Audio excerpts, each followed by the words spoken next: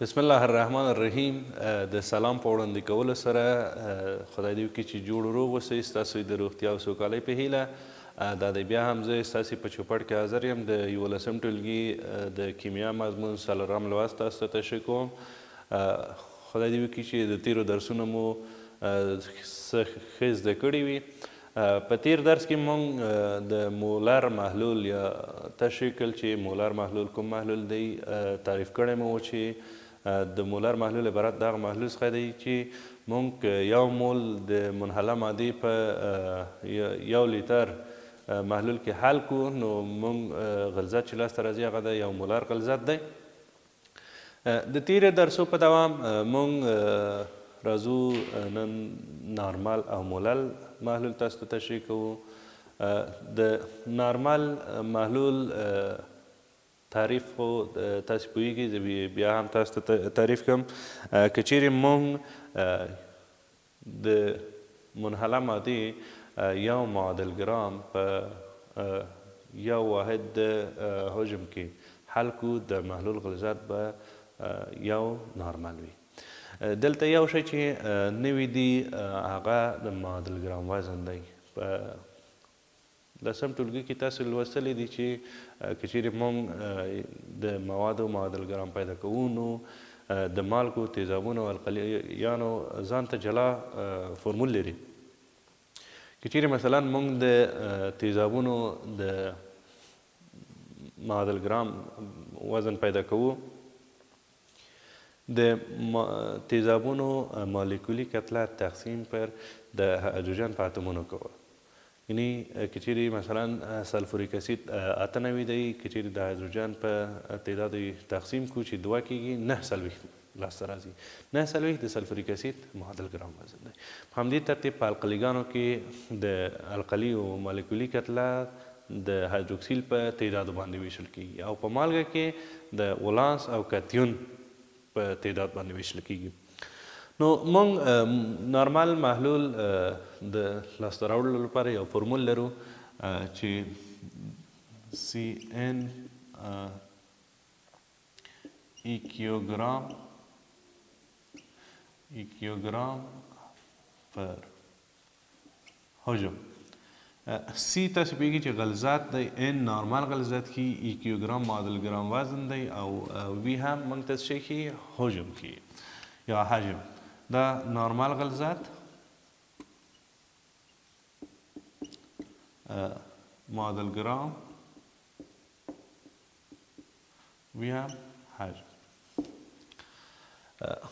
موږ په دغه فرمول باندې هم کار کولی شو او بل فرمول ستاسو کتاب کې لیکل شوی دی چې CN مساوي کېږي M ضرب د 0 ضرب د نارمل تقسیم پر ایکیوګرام یا معادل ګرام ضرب د وی. په اساس دغه فرمول موږ کولی شو چې د نارمل غلظت په محلولونو کې محاسبه کړو. موږ وویل چې که چیرې موږ 1 معادل ګرام د منحله مادې په 1 لیتر محلول کې حل کړو نارمل غلظت لاسته راځي. موږ د دې جوړولو لپاره تجربه لرو چې تاسو ته کاروو، خو مخکې دې چې زه تجربه تاسو ته کار وکړم یو مثال به تاسو ته کار وکړم چې په دغه فرمول باندې حل کېږي. ستاسو د کتاب مثال دی، هغه کې وایي چې د سلفوریک اسید نارمالیتي غلظت محاسبه کوي کله چې د 190 ګرامه سلفوریک اسید په 500 ملي لیترو کې حل شوی وي. یعنی مقدار د سلفوریک اسید 190 ګرامه دی، حجم هم 500 ملي لیتره دی. تاسو وایي نارمل غلظت محاسبه کوي. د دې محاسبه کولو لپاره موږ دغه فرمول لرو. مخکې دې چې د فرمول باندې کار وکړو، تاسو پوهیږئ چې سلفوریک اسید مالیکولي فرمول H3PO4 دی. د ده مالیکولي کتله 98 ده. هایدروجن تعداد د فاسفورس او اکسیجن. مالیکولي کتله چې لاسته راځي په دې محاسبه کولو باندې تاسې ښه پوهېږئ 98 دی. نو که چیرې 98 مالیکولي کتله د فاسفوریک اسید د هایدروجن په تعداد په اتمونو باندې وویشو، موږ ته چې کوم عدد لاسته راځي هغه 32 دی. یعنی د سلفوریک اسید کیلوګرام مساوي کېږي 2.8. اوس کولی شو چې دغه قیمتونه په دې فورمول باندې وضع کړو.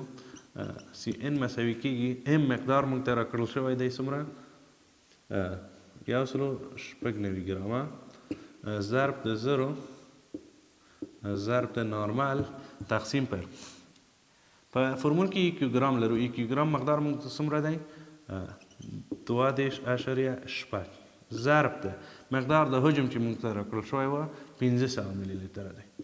500 ملي لیتره که چیرې 1000 ملي لیتره دلته هم دی، دا هم ګرام دی، دا هم ګرام دی، ګرام د ګرام سره خلاصېږي، ملي لیتر د ملي لیتر سره. نو کوم مقدار چې لاسته راځي یعنې د غلظت نارمل دا ضرب د دا ضرب د او صورت تقسیم په مخرج کوم عدد چې لاسته راځي 12 نارمل. په دغه طریقه موږ کولی شو د نارمل غلظت محاسبه کړو. خو په عملي توګه یې څنګه جوړ کړو؟ زه غواړم تاسو ته دغه په عملي توګه وښیم، خو مخکې دې چې عملي تجربه تاسو ته کار وکړم. مولر محلول هم زه تاسو ته تعریفوم چې مولر محلول عبارت د هغه محلول دی که چیرې موږ 1 مول د منحله مادې په 1 واحد کتله کې حل کړو، نو کوم غلظت چې لاسته راځي هغه مولر غلظت دی. د مثال په ډول موږ مولر محلول لرو چې سی ام. مولر په سی ام غټ ام باندې ښودل کېده او مولر په کوچني ام باندې ښودل کېږي. نو د تعریف نه موږ ته دا جوته شوه چې موږ که چیرې 1 مول د منحله مادې په ګرام یا مول په کیلوګرام حل کو، موږ ته د مولر محلول غلظت راسته راځي. د مولر محلول غلظت جوړولو طریقه هم ځان ته ځانګړې ده، کوم تفاوت نه لري. د نارمل به کار وکړو. د دې نارمل غلظت جوړول په لابراتوار کې اسانه کار دی. زه غواړم د سودیم هایدروکساید یو مولره محلول جوړ کړم. د دې تجربې لپاره موږ ته چې کوم سامان او وسایل پکار کېږي، معیاري بالون، بیکر، د مواد اخیستلو قاچوغه، د مواد اخیستلو قاشوغه، ښورونکې میله، تله او واش بوتل یا د مینځلو بوتل. مواد چې موږ ته پکارېږي هغه سودیم هایدروکساید دي او اوبه. د دې تجربې د اجرا کولو لپاره موږ 1000 ملي لیتره د بالون معیاري بالون حجم چې دی دا هم په لاسو ویشو او د سودیم هایدروکساید تاسو پوهېږئ چې د ده مالیکولي وزن 40 دی، دغه 40 هم په لاسو ویشو. یعنې موږ که چیرې 4 ګرامه د سودیم هایدروکساید په 100 ملي لیتره اوبو کې حل کړو، کوم غلظت چې لاسته راځي هغه یو نارمله غلظت دی. یعنې موږ د دې تجربې د حل کولو لپاره جوړولو لپاره 4 ګرامه سودیم هایدروکساید ته ضرورت لرو چې په 100 ملي لیتره اوبو کې حل کړو، هغه غلظت چې لاسته راځي یو نارمل وي. زه به دغه وسایل چې ضرورت دي تاسو ته وښیم. سودیم هایدروکساید،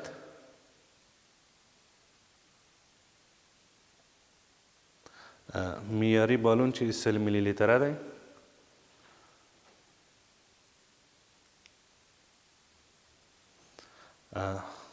واش بوتل،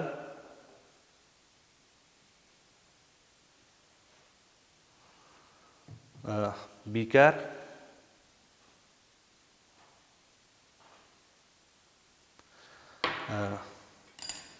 دراپر او کورونکي میله، د مواد اخیستلو قاشوغه. موږ مخکې ویل چې معیاري بالون، بیکر، د مواد اخیستلو قاشوغه، ښورونکي میله، تله یا ترازو او واش بوتل په همدې ترتیب دراپر. دغه ترازو حساسه ترازو ده، که تاسې لیدلي یې د زرګري په دکانو کې هم د دې ترازو څخه ګټه اخلي. نو یعنې د خپل څخه تودوخه بهر کوي ازادي. موږ ولې د معیاري بالون څخه استفاده کوو د محلول جوړونکو؟ یعنې دغه محلولونه چې دي موږ معیاري محلولونه وایو ورته، چې موږ ته غلظت او حجم دقیق معلوم شي. د دې محلولونو څخه په طبابت دوا جوړونه کې په هغه ظرف کې واچوي، خپله ګلونه دوا پاشي کوي. یعنې که چیرې دغه مقدار کم و زیات شي نو دا به ګلونه خرابه کړي. خو که په دوا کې د محلولونو د غلظت پام کې ونه نیول شي نو هغه هم زموږ د ژوند سره لوبه کیږي. لږ محلول مو جوړ کړ، دا به دې کې واچوم. بالون هم دلته یو خط لري. کله چې موږ دې خط ته نږدې شو مقدار، بیا یې د دراپر یا څاڅکي څڅونکي په واسطه دغه محلول چې موږ جوړ کړ دا د سودیم هایدروکساید یو نارمله محلول دی، یو القلي دی، ډېر قوي القلي دی. د دغه محلول څخه موږ وروسته د تتریشن یا د خنثی کولو عملي کې هم استفاده کولی شو او د ځینو موادو د تعامل لپاره هم د دغه سودیم هایدروکساید محلول نه ګټه اخیستی شو. د دې درس نه مو دا زده کړل چې د نارمال محلول غلظت موږ ویلی شو چې که چیرې 1 معادل ګرام د یوې منحله مادې په 1 لیتر محلول کې موږ حل کړو، کوم غلظت چې لاسته راځي هغه نارمال غلظت دی. د نارمال غلظت موږ د دغه فرمول په واسطه حل کولی، محاسبه کولی شو چې که چیرې موږ ته په نظري ډول سوال یا پوښتنه راغلې وي د دغه فرمول په واسطه یې حل کولی شو. چې ما مخکې هم یو مثال تاسو ته کار وکړ.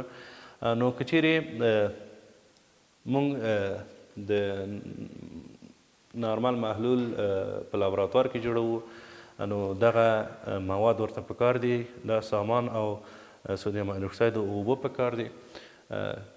د کوم هغه باریکي چې ما دلته په نظر کې نیولې وه هغه دا وه چې موږ معیاري بالون 100 دی، 100 ملي لیتره هم لرو، خو موږ اقتصادي بڼه په نظر کې نیولې وه چې لږ مقدار مواد مصرف شي. موږ نورو تجربې هم لرو. د هغوی دپاره موږ دغه حجم او منحله ماده مقدار موږ په 10 وویشه. تاسو پوهېږئ چې ضرب په 10 ویشه مقدار راغی 100 ملي لیتره، یعنې کوم بالون نه چې موږ استفاده کوو هغه حجم باید 100 ملي لیتره وي. او سودیم هایدروکساید تاسو پوهېږئ چې مالیکولي کتله یې 40 ده او معادل ګرام کتله یې هم 40 ده. یعنې موږ 40 ګرامه هم په 10 ګرامو کې وویشه 4 ګرامه لاسته راغی. یو ښه خبره دا وه چې موږ باید په دې پوه شو چې د سودیم هایدروکساید نارمال او مولر محلول د دواړو جوړولو طریقه یوه ده او محاسبه یې کله چې موږ کوو د سودیم هایدروکساید محلول قیمت یې 1 وځي. یعنې په دې معنا چې د سودیم هایدروکساید 1 مول هم 40 ګرامه کېږي، 1 معادل ګرام یې هم 40 ګرامه کېږي. که چیرې موږ 1 مول په نظر کې ونیسو هغه مولر غلظت لاسته راځي، او که چیرې 1 معادل ګرام چې 40 ګرامه کېږي هغه هم په نظر کې ونیسو یو نارمال محلول لاسته راځي. اوس موږ دغه محلول چې جوړ کړه 100 ملي لیتره محلول چې غلظت یو نارمال دی، ده ته ویلی شو چې د سودیم هایدروکساید 100 ملي لیتره محلول چې غلظت یې 1 مولر دی. یعنې دغه موږ هم یو مولر ویلی شو او هم یو نارمال ویلی شو. موږ د مولال محلول جوړولو لپاره هم همدغه طریقه استفاده کوو. فقط حجم په نارمال او مولار کې موږ حجم په نظر کې نیسو. دلته هغه منحله ماده او محلل دواړه په کتله اندازه کیږي، یعنی په ګرام اندازه کیږي، په حجم نه. یعنی که چیرې موږ 1 مول د مادې په 1000 ګرامه یا 1 کیلوګرام محلول کې حل کو، کوم غلظت چې لاسته راځي مولال دی. د مولال محلول د محاسبه کولو لپاره یو سوال دی ستاسې کتاب کې، وایي د سرکې تیزابو 140 ګرامه په 500 ګرامه اوبو کې حل شوی دی. تاسې مولال غلظت محاسبه کړئ. اسیتیک اسید دی، د ده مالیکولي کتله چې تاسو حساب کوئ 18 AMU ده.